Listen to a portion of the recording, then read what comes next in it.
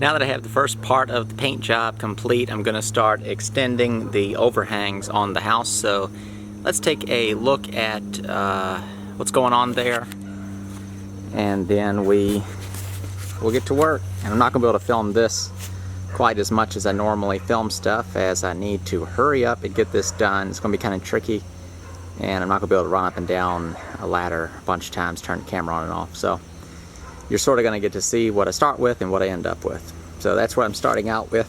There's no overhang, just the shingles kind of flop over the edge. I replaced, I'll put that T111 up above the center block, stucco center block, and have it all painted. Here's the lumber we're going to be using.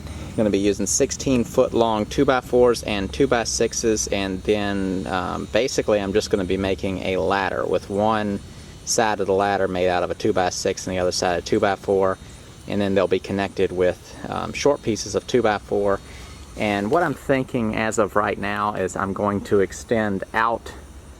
These roof lines are going to bump out this way 2 feet. I think that's what I'm going to do. So that's going to give a lot of overhang to this house. I think it'll give it just a nice little look, and whether it's 2 feet or whether it's 16 inches or whatever, it's the same amount of work. And I think a more drastic roof line will make it better. As far as how far it is from here to here, it's about 15 feet. So I have extra material that I can hang them out further and put short rafter tails along the side of the house too, to give more overhang on the side. And I think I'm going to do that as well, because they're spaced every 2 feet. It's just a matter of cutting some short pieces of 2x4, scabbing them onto the sides of the other of the rafter tails that are hanging out now, because I have to rework that anyway. I'm totally re-roofing the house as it is, so it really doesn't add that much more. It just adds maybe a foot more of material as far as shingles, paper, and sheathing. Working bags can smell, for instance, that it's afternoon, or they can to detect the concentration of a, so the past, for instance, when you, I feel like time is rubber banded for dogs along the wells. Or see through the light in the window.